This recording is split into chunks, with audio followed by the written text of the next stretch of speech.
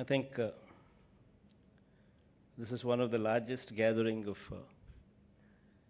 diplomats, probably outside Delhi. And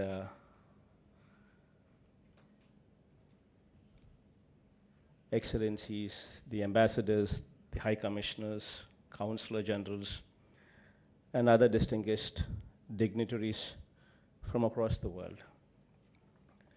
Representatives from Mongolia, Australia, Austria, Bangladesh, Bulgaria, Canada, Egypt, Estonia, Georgia, Indonesia, Japan,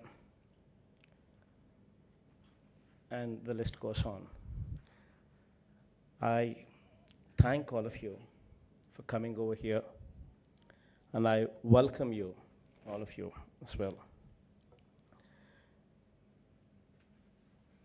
More than 30 countries, more than 50 representatives, 16 ambassadors, all of them, I sincerely thank from the deepest of my heart. Today, I think this is one of the one of the unique initiative what is being started over here, and the sincere thanks to central government for actually coming forward to make this a reality. I think all of you here are already aware of the state's background. I would not say that, we are a very developed state, we have everything on a platter. I wouldn't say that. We are a port state, there's no denial of that. We don't have a tier 1 city like Hyderabad or a Bangalore or a Chennai. I wouldn't deny that as well. But we have our inherent strengths. We have 975 kilometers of coastline. We have four ports, 6 airports. To begin with, this is our strength. And above all, adding to our strength, I'd like to speak a few words about the governance. One very important thing what attracts investment is how stable the government is. And I can take pride in telling you that an overwhelming mandate was given to us. We have, out of 175 MLAs, constituencies, we've scored 86% of the seats, 151 plus seats. And as far as the parliamentarians are concerned, we're also proud to say that we are the 4th largest party in the country in number of parliament seats. And we're also proud to say that we share a phenomenal good relationships with the central government, and as well as the neighboring Telugu state of Telangana as well.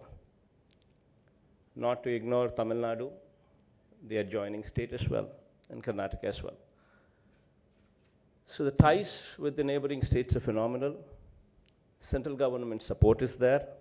There's an overwhelming mandate in our favor. This could also add to our strength when we market ourselves to the outside world. And speaking of what we can do to facilitate better trade, I can just speak of one or two very important aspects what would actually be a deal clincher. Today, most of the governments suffer in providing corrupt-free government, in providing transparent policies. This I take pride to say that our government here is committed to providing corrupt-free government, a transparent policy in place, a fair policy, what is very important to attract investment. This is very, very important, and, uh, and I think we will stand as a role model in delivering these commodities. We recently passed an enactment in the assembly, in the just concluded assembly, and this enactment is the first in the country, and I think it will set a new standard for the country as well in bringing about transparency at the highest level in every transaction what takes place in Andhra Pradesh. And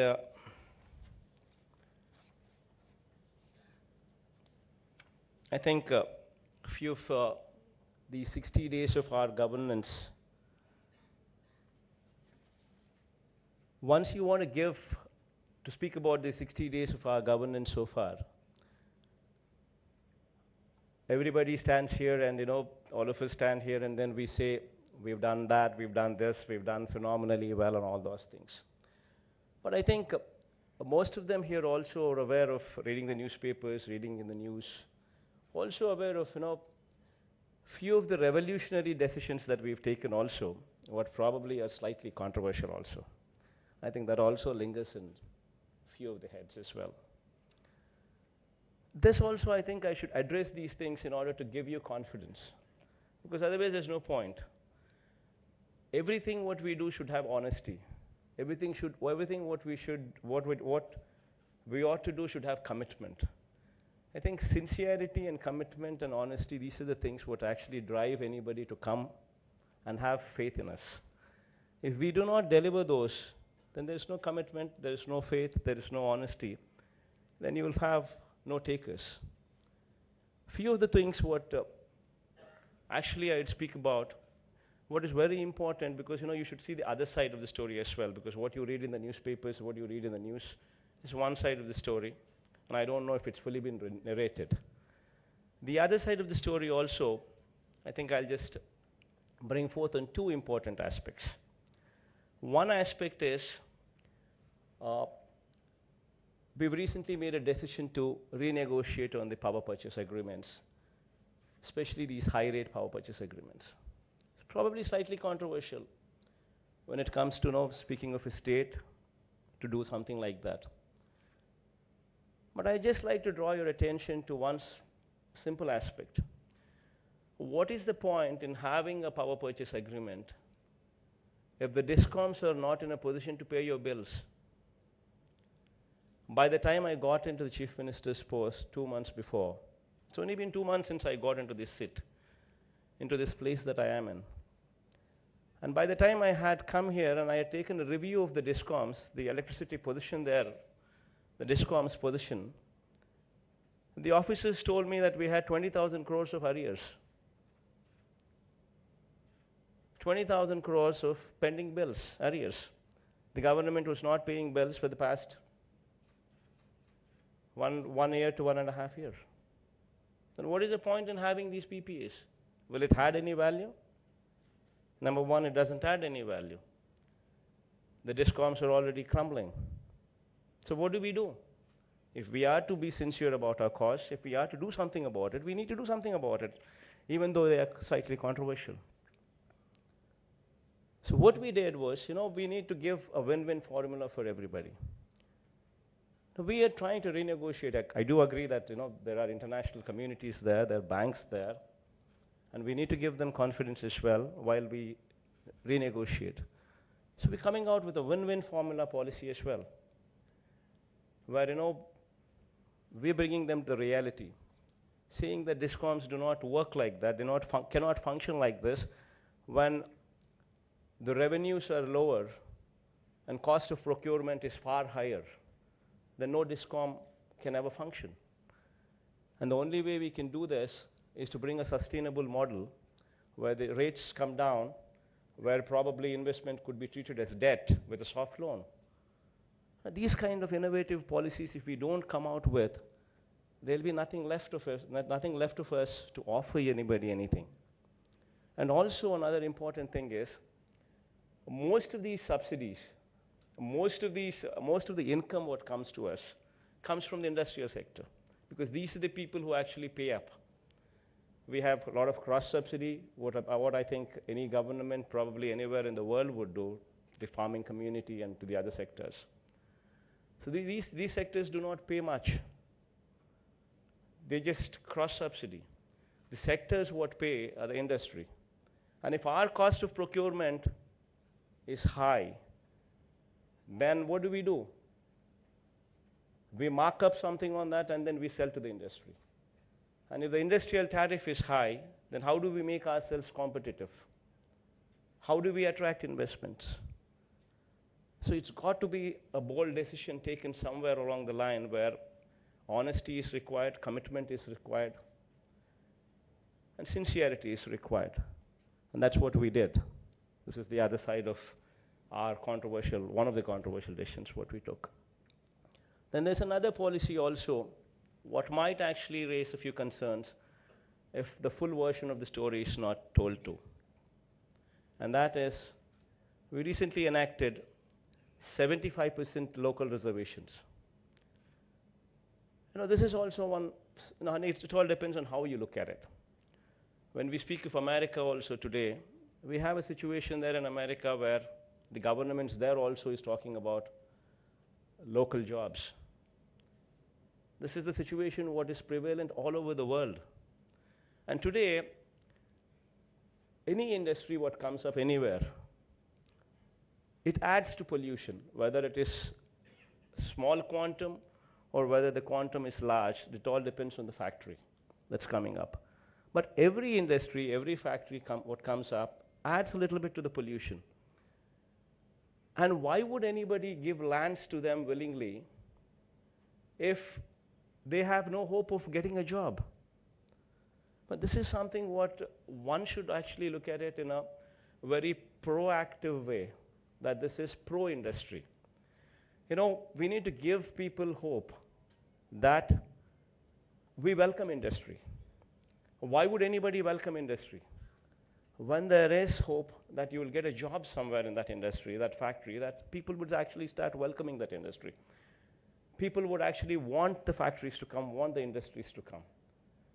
So this should be treated as a proactive step, wherein we would actually welcome. Then the other issue is, what about the talent? What about the skills? That would probably be one of the questions what anybody would ask. And here we have a clear-cut policy in place. Before the industry is set up, before the groundbreaking ceremony takes place, you give us the list of what is the qualification that you're looking at. And once we have a list of your qualification, we will work with you together in developing that skill. We will make every parliament one particular segment. And in that every parliament, we will adopt one engineering college there, and we will set up an office there, skill development center there, and we will actively participate with you, work with you, to actually develop these skills. We're not asking for funding there because we will support our children there to develop these skills. But we would definitely want you to support on the teaching faculty part of it, so that our people would be trained good enough so that they're acceptable to you at every level. And we've made this local concept because if this is not addressed, then you will have so much of unrest everywhere. What is the point in coming and setting up a factory there if people are not going to support the version? There is so much of unrest actually taking place everywhere.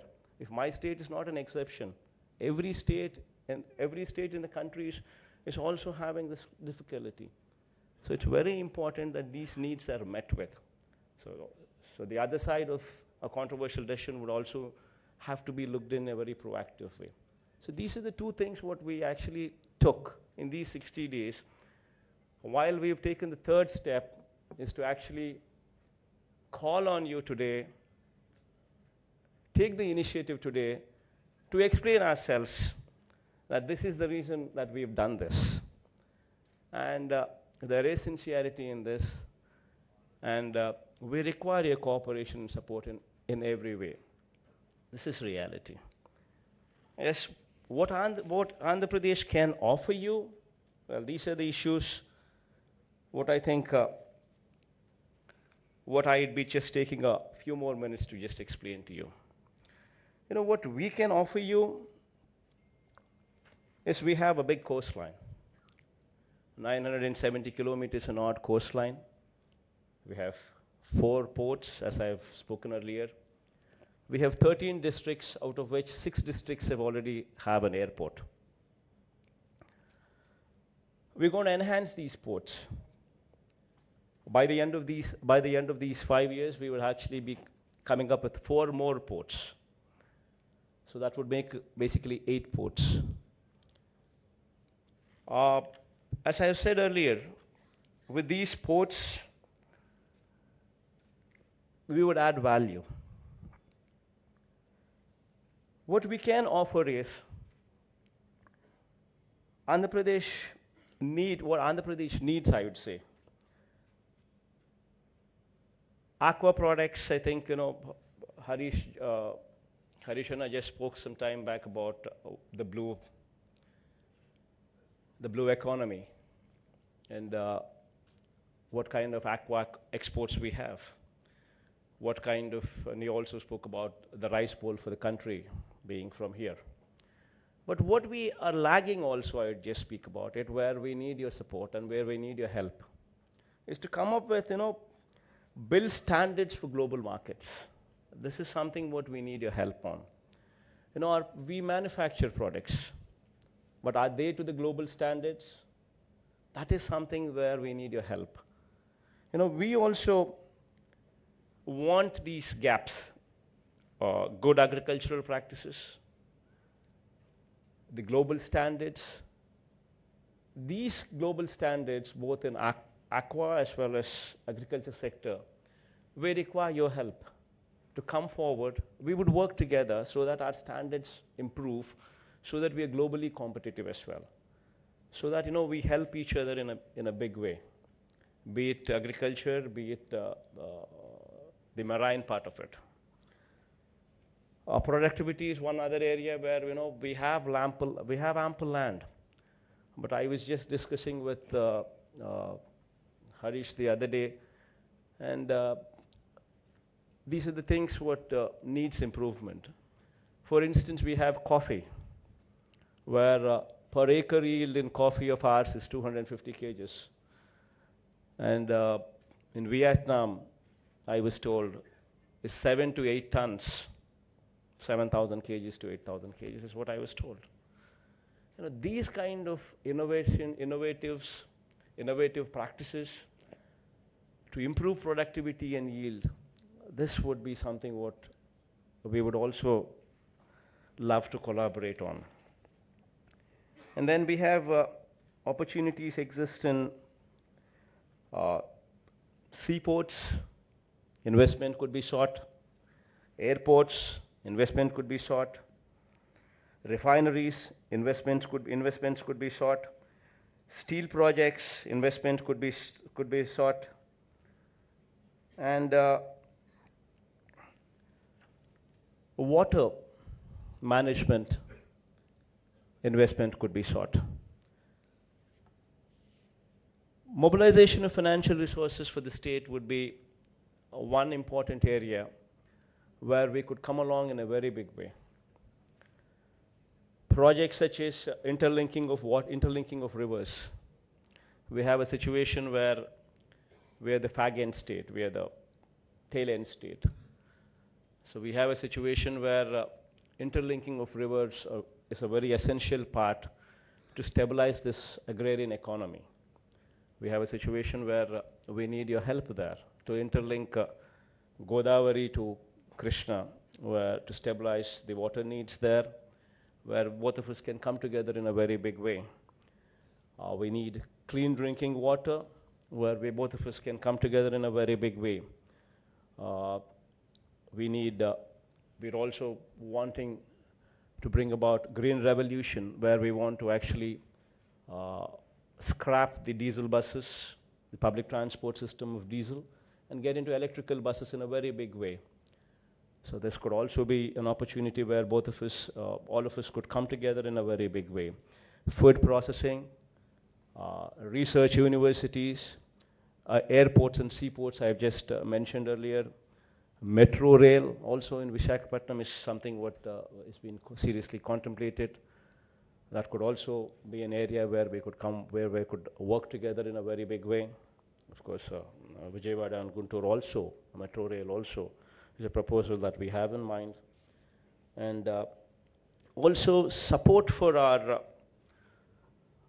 innovative welfare schemes. You know,